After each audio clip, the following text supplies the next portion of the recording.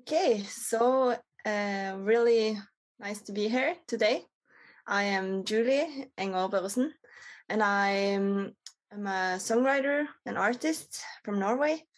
I also produce and also do some seminars like this and teach some producing and songwriting.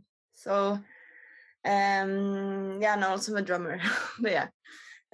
But today I'm going to talk about, and I'm here from NOPA, which is a really great songwriting organization in Norway.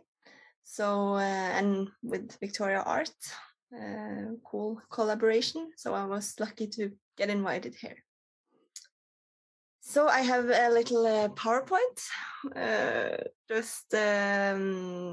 yeah, with some pictures and stuff. So maybe I can share. So here. So yeah, this is about my career and experiences.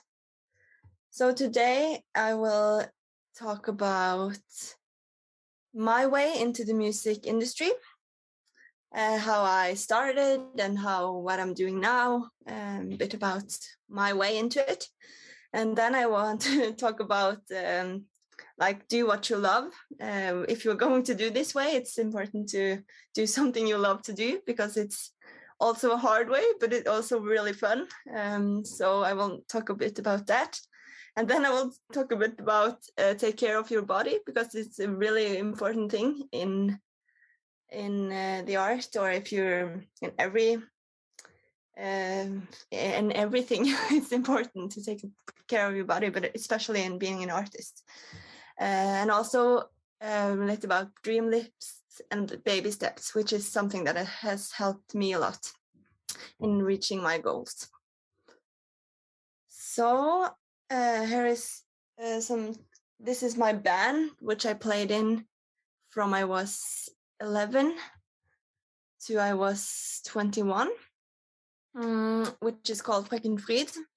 And playing in that band was kind of my way into the music industry, because we started as like really small kids, but then we had small goals all the time. We were like, oh, we want to play at this stage at that culture house, or this happening, we want to play there. And then we practiced and made songs together, and then we maybe got that thing done, and then we could make new goals. So that was like how we started, just like practicing a lot, writing a lot of songs, and starting to play live. And that was kind of my way into songwriting. I was a drummer then in the band, and I also always wrote, me and the bassist actually wrote most of the songs. So we made it for the singer, and we were choiring and stuff like that. So, and also we in the start, or we didn't have like a team around, so we gathered the tasks between us. So I had like booking and like managing. I had the managing role there, and one had like PR, like doing press and sending out to media and stuff like that. One had merch and the visuals, like she made videos and stuff like that. And the last she booked like hotels and the travels. And so that was like we gathered it, we divided it to us, so it not one got everything. And that was a really good thing until we like signed with Sony Music. Then they had more things. But even if we got a bigger team, and we also signed with a booking company called Atomic Soul, which did the booking then. But even if we got a bigger team, it was so much to do, like on the business side. So we learned a lot from just having other collaborative partners, and then we could like work from that. So we toured a lot in Norway, the US, and France. But after like 10 years together, we took a break. Here are some vinyls and CDs that we released. And then I can go back. And then when we took a break, it was like I was only the drummer in Frøyenfryd. I was like, that is me, I thought, because I've done that for 10 years. And I was like, that's who I am. What will I do now? And I still continue to write my songs. And but I have no one to give them to, or I was like, well. So then the first thing I did was to start like my own solo project, which is called Luli, which is this the down here, the Bare et menneske, the cover down there. That's one of my records, or my record. So, but that was like the first thing, and then I found out that I also couldn't write for others. So here's a bit about from a band to a solo project.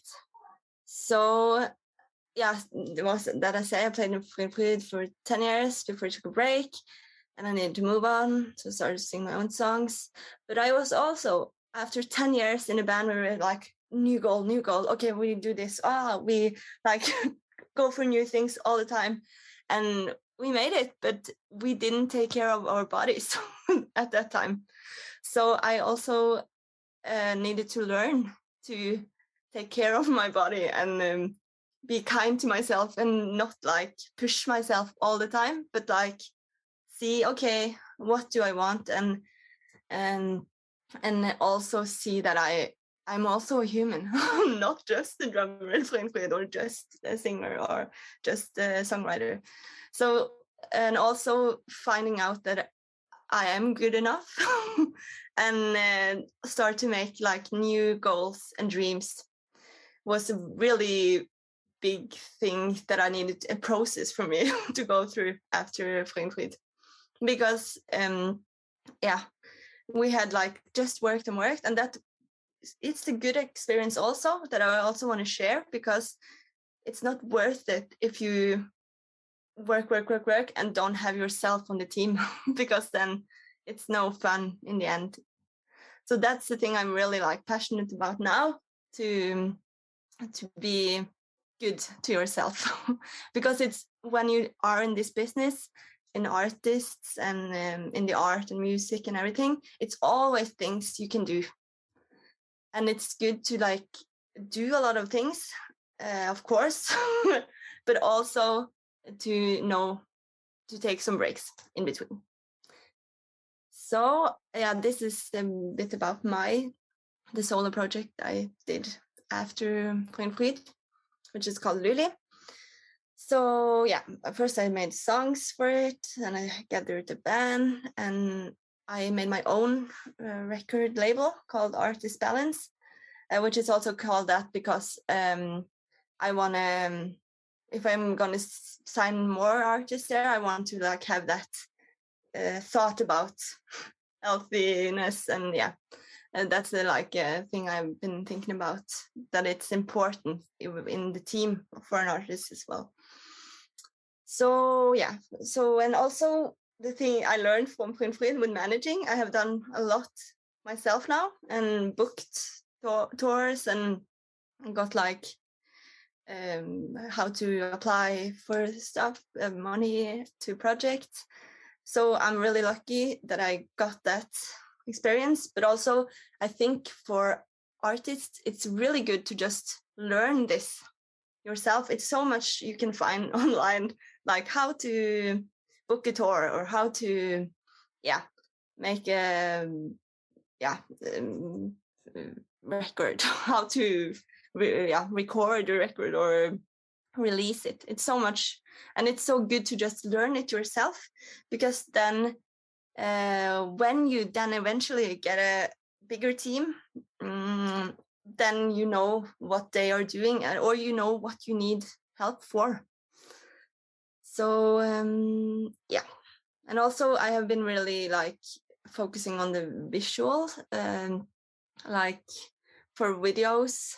I've been working with yeah, I like to like cross over to work with other like film artists and try out collaborations with yeah, other art forms. That's a really fun thing to do, and I think that helps both parts if you do that, because everyone wants to get their art out there.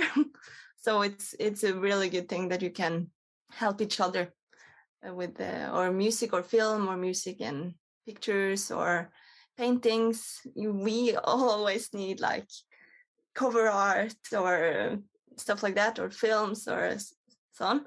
So yeah. So, and also on the way, and also still, I have done a lot of teaching, teaching what I also love to do. So I live only of music, but I also teach because I love to spread the like knowings about what I love to do. So now I have a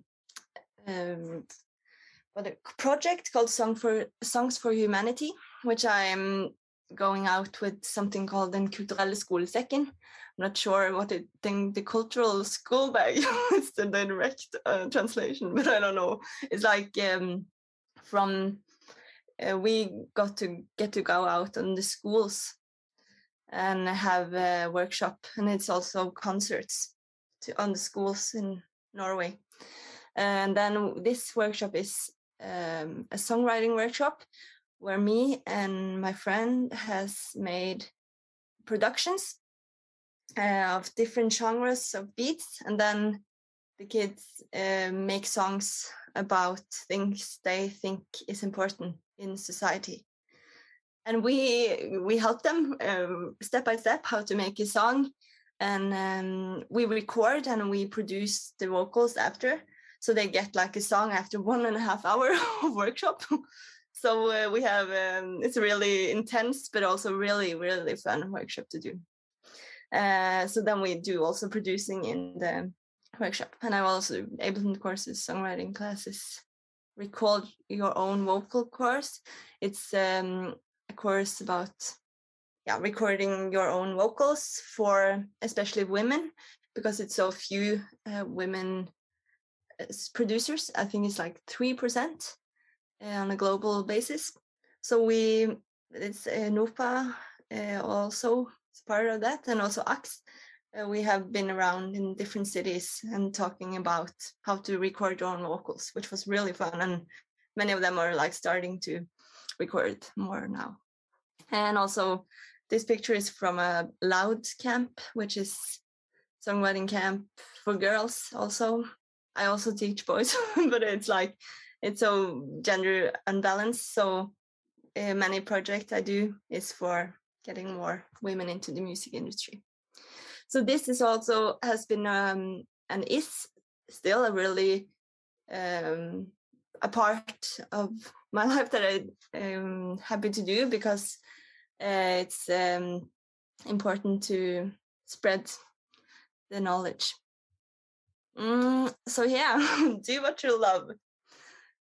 So if you're going to do work in this industry, it's important to find out what part of the industry you want to work with, or you can also try a lot, like I also have done, but also like find out which is it, like the like actually painting the pictures or writing the songs, or is it in the business side, which is also in the arts, which is an important part of the arts, which with managing, and yeah, it's a lot there as well you can do, and both is really fun, and it's cool to maybe find some and then train your craft, which is just get education or just see YouTube film, or I don't know, just train or paint or write a lot of songs or sing a lot or for me that has been really, and I'm in producing, I have done for maybe some years now, and I feel just doing it more and more makes me so much better every day. So it's like just doing it and training it helps me also helps me to just go for new things and say yes. That's also the thing. First time I was invited to a Samisk, I don't know, Sami songwriting camp in Alta that needed a producer, and that was like 2 days before, and I was like, oh, I can do that. But then I was like, I need to say yes. I need to just try it. And I did it, and it went really well. So I think also say yes to opportunities. Even if you don't think you're maybe good enough yet, you learn so much from it if you just go for it. So on there, you can also connect with other peoples at things like that, songwriting camps, but also like meet people in your business. It's a really good thing just to and also try different jobs and get experience in the industry, because then you see also what you don't like, and you see and maybe you meet some people there that can help you on the way to your to the dream or goal you have. And also really important is like to have fun in the process, because it's I was actually talking about that with some of the other songwriters here. It was like, it's so, they had like a big cut with someone in the US, and it was like, wow. But that's good, but it's also the most important.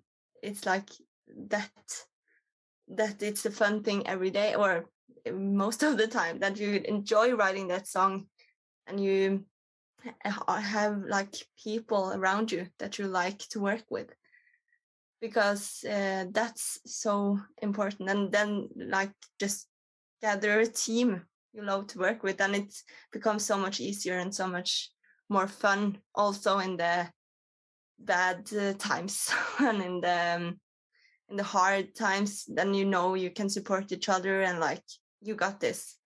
That's a really, because it's so can be really hard as well. And but it's really good to have those people around you. So, and also a really cool thing is like progress, not perfection. And that means like, it's go small steps. Like you don't need to do everything at once. You just do like you have some progress, and then you will get there. And if you are thinking it should be perfect all the time, then you will just be like, no, I didn't do it well today either. No. And then it's like, it's not so fun. So it's better to have like a little step, or like you do some on the way, and it will be much more fun and doable. And here, take care of your body. So it's like, this is just like, I wrote exercise because now I am able to exercise, and I'm really happy for that. But when I was burnt out, when my doctor said like, you need to just exercise, my nervous system didn't handle that, because I was so I just got sick every time. So I needed to like train from like calm down my nervous system, and also like learn how to train my inner muscles first, and then when I eventually got better, I could exercise. But it's better to like start taking care of your body before you get to the stage I was on. So exercising, and like talk to people when it's difficult, and hard, or also talk to people when it's fun thing happening. Like it's so like share the good things and the bad things. It helps, and also like celebrate the wins with people could be a good thing. That to like, yes, this we did this could be a like good thing, but also like cry if you need to. It's good to just get it out. So, and I feel your emotions actually, because we can sit in with so much, and it's so, oh yes, this is so we need to be this, and it's really good to have people you can just relax, and also make a space where it's not so that crying isn't a bad thing, maybe that it's okay to cry. If not everyone needs to cry, but sometimes if it comes or if something has happened, it's good to just feel it out. Like I say, get it out the system. And eat enough and regularly, because I so many times I forgot to eat, or I was like doing so much, and like I needed to set a timer for like eat now, because we need water and drinking, water. And it's like basic things, but it's so easy to like forget it sometimes. So just eat regularly, and I did some meditation, which worked for me, which was also a part of recovering from the burnout, which was like a mantra. You can just find something you like, or like close your eyes and see the colors behind your eyelashes, or behind your eyes. I don't know how to say it, but it's a lot of, or just listen to an app, just some minutes a day. It's a really good way to just calm down, and that was the way for me to understand that I didn't need to work all the time, because before that I was like, I can take any breaks because I need to work. But then when I actually meditated, I was like, okay, I can relax now for 5 minutes or 10, what I did.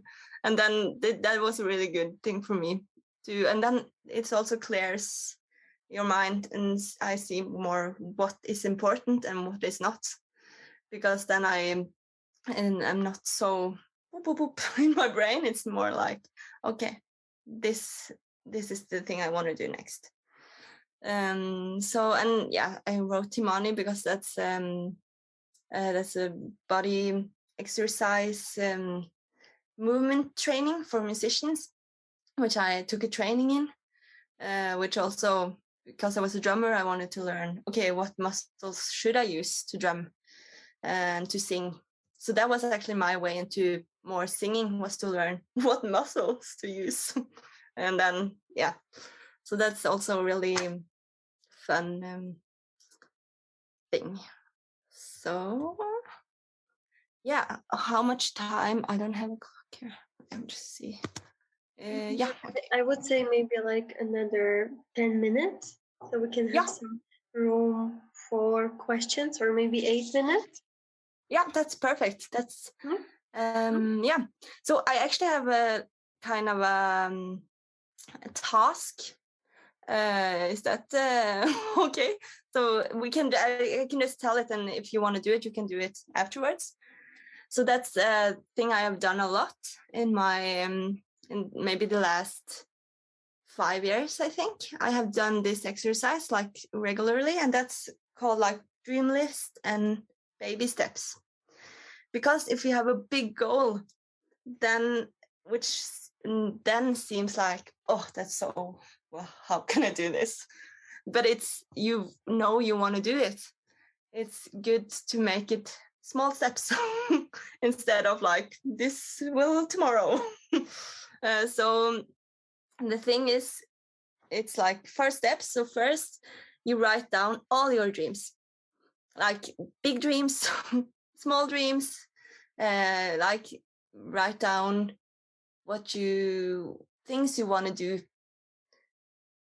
So so that's the first step, and that could be like, yeah, big things, yeah, everything. And then the next is you choose one of your dreams and like mark it out, and then you make a thought map. I think it's called that in English as well, where you have that dream in the middle, and you put like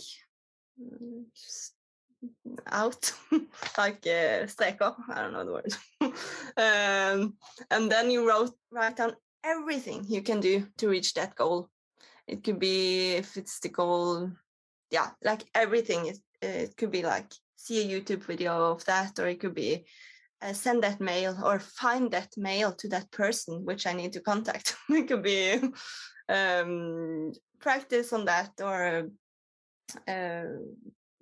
I don't know, everything. And and you should use maybe at least 5 minutes on that, because you get more and more when you just keep on writing things you can do to reach that dream.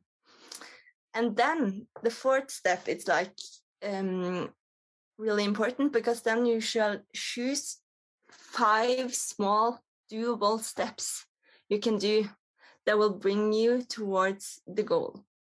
So, and that should be really doable steps. Like it's not feeling you not are going to feel overwhelmed of. So it could be like what I said, like find that email could be one, and then it could be write the email and then send the email. It could be 3 steps, and it could be 2 other things that it's different, that it also going for that. And this is a really like for me, it has been a good technique to just see where I want to go and then go for it. And also when you have done those 5s, it could be like, then you just cross them out and you can write 5 new, or 2. If you have done 3, you write down 3 new. And then you're always like, and you don't need to do everything at once, but you have like in your book, I have like my list, and then it feels more doable for me. So yeah, that's the dream list and baby steps, which is a technique that I wanted to share with you. And yeah, so I have this little picture, a little step every day towards your goal, and you'll get there. And that was a saying that a friend of mine said to me maybe 6 years ago or something. And they were like, yeah, they said it, and I was like, is that true? I don't know. But I actually feel that it helps if you do a bit towards your goal. It could be a lot, it could be a bit. It actually helps because you are like minded. You see the goal and you go towards it.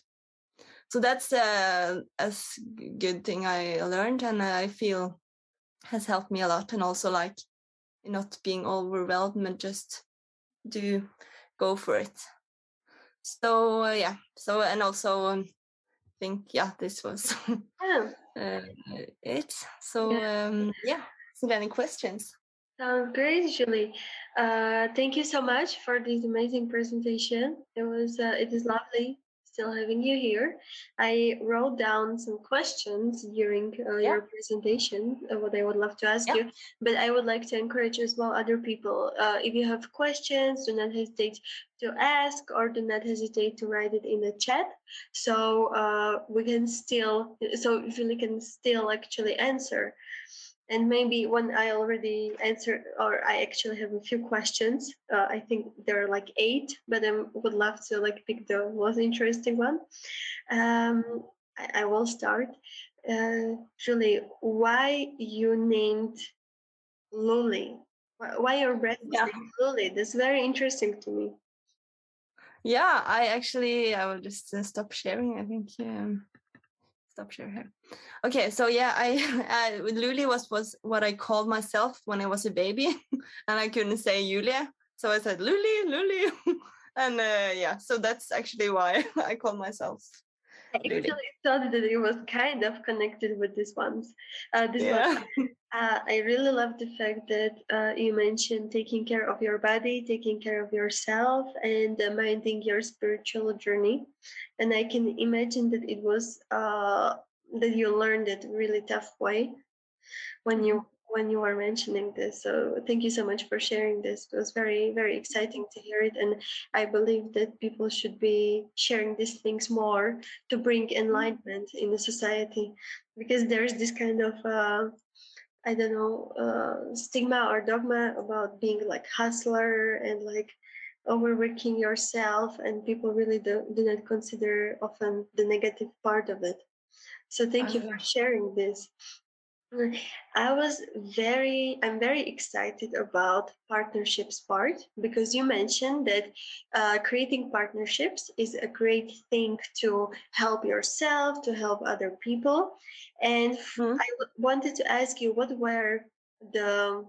was the best partnership you ever experienced? Yeah, cool. I will. One of them is my band. My what was a really good partnership with four people then, but also I will say maybe now it's like one of the synth players in my band. She is also I met her with. She is also a Timani teacher, so we can. It's really good to like have that in common, that we know to take care of our body, and we know that we need to exercise and help Put each other. yourself first, basically. Huh? Putting yourself first. Yes, true. So those, and also I can go for those. But I have had a lot of great. There were as well many things what you said, like progress, not perfection, connecting with other people, and like doing if you want to achieve big goal, to really like doing a small steps in order to achieve it. That's really amazing. But a topic with which I was personally very curious about was the gender imbalance within music industry, and your perception and your experience. Yeah. I think I actually wrote a bachelor in sociology. I wish I took a bachelor in that when I was like 19 to 21. And then I actually wrote about drummers, because it's only 5% drummers in at the world basis. But that's some years ago. So maybe it has been a bit better. I don't know, but maybe. So then I wondered why it was so few. And what we saw was like there wasn't so many like role models, and it was like more a guy thing to play drums. But all of those I interviewed at like Bylam, Trondheim Calling, and I interviewed the women drummers there, and also on like culture schools. Or I just saw on the data on the culture schools, but on the one I interviewed, all of them had like either like a drummer or musicians in the family that they started by doing with that, or they actually, some of them, I think one was having a role model in their like corps, I don't know, or in their band, or like in the school, or they had someone to look up to. So I think that with role models is really important. And I feel also with producing, I feel like I because I'm a drummer and a producer, which is really like not female, I feel, but I don't have that many negative experiences, but I feel that it's more like it's I haven't like thought, maybe when I played in Fritz, I got some like comments like, oh, they were surprised if I was a drummer, maybe. But but I think just like do it and show that it's possible. I think that would help a lot also, for that more will do it. And producing is like, I don't understand why it's so few, because it's girls or like non-binary or trans. We can do it so so good as well. it's not a guy thing actually, but I think maybe it's nerdy, but you can like do it in a fun way, and it's nerdy. Can girls? Yeah, I don't know. So, but I think it is a part of a change, and also in Sweden, it's a lot of cool things happening, and also in Norway and other places. I hope. I'm happy to hear that. Really. Yes, Tina has a question as well. Yeah. Yes, we have. By the way, we have 1 minute and 40 seconds. Yeah. So, hey. Just FYI, otherwise Okay. we'll shut down. Yeah, Tina, go for it. Hello. I just want to know, you work a lot with young people and songwriting. How does this influence on your songwriting, and are you inspired by that kind of work? Yeah, cool. Yeah, I feel like especially in working with younger, they have no like boundaries. They're like blah, blah, blah, just to write everything they think, and that's the thing I really get inspired of. Just like not having those. No, that's not good. And no. That's a really good thing by working with youth and children and youth. Also, they have a lot of cool perspectives on things that it's good to like think of and take in. Yeah. It sounds amazing. If someone has any questions, do not hesitate to still write it. In the meantime, really, where can people get in touch with you? Where they can find you? Where can they like reach out to you? Yeah, it's like I have a webpage called lulimusikk.com, I think. Yeah, this should I prepare? Yeah, but also on my mail, like julie.enger.Børresen. I don't know, maybe I should write it down at Gmail.